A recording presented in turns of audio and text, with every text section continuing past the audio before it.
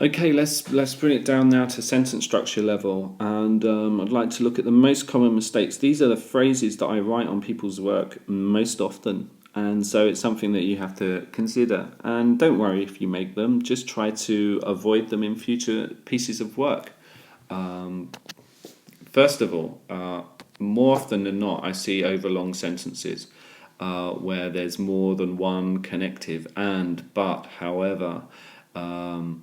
Also in one long sentence. If a sentence goes over two lines, then you're starting to have difficulty with the sentence structure. And also, if it goes 4 or 5 lines, then I'm starting to forget what you actually said at the beginning of the sentence. Equally, a sentence, if you end up reading it out loud and you start to feel like this guy at the end of it, your sentence is rather too long. Make a point and explain it in the same sentence. Well, this is where explanation is where you're getting most marks in your essays. And if you're only giving yourself half a sentence in which to explain something, you are limiting the amount of marks that you're going to get. So it's really important that all explanations come in new sentences, preferably a series of sentences. Okay? So a sentence is only saying one thing. It shouldn't be explaining itself in the same sentence. Okay?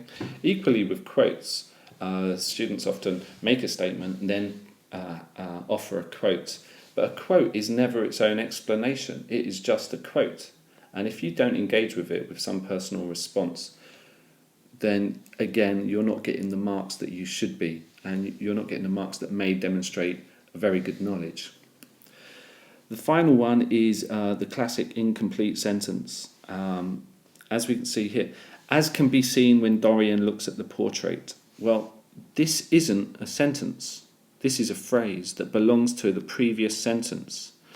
So you need to reread your work, and when you see incomplete sentences like this, you need to turn them into complete sentences that explain themselves.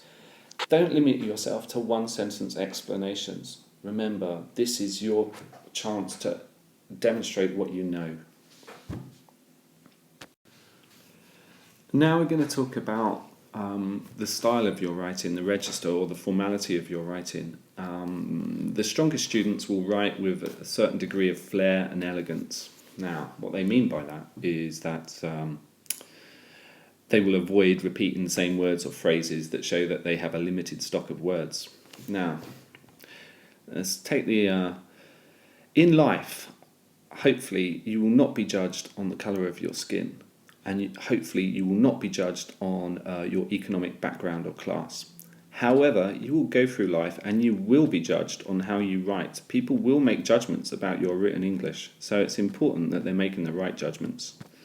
Okay, now written English is more formal than spoken English, and this is not about trying to make you sound more posh, but you should have the ability to code switch, so you should be able to use different kinds of English. Now, if your spoken English starts to become more specific and more detailed, it's likely that your written English will also improve.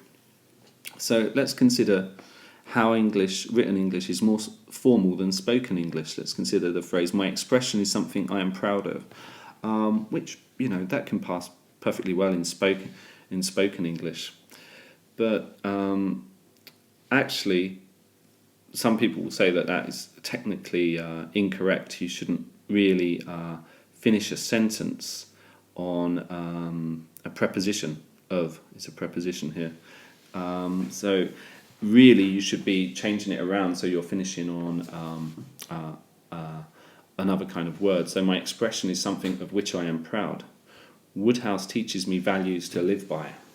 Well, I suppose to be more formal you should write, Woodhouse teaches me values by which to live. And you can see a kind of subtle distinction between written and formal English there. So how would you rewrite the following sentence? My English is something I am happy with. Again, ending on a preposition with.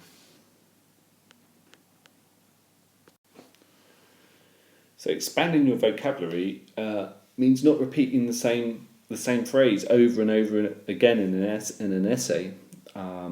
This shows that, this shows that, this shows that. So try to use a variety of words. Don't be afraid to look in a thesaurus and find different kinds of words. Now remember also that words have subtle, nuanced differences, so don't be afraid of using the Book of Words.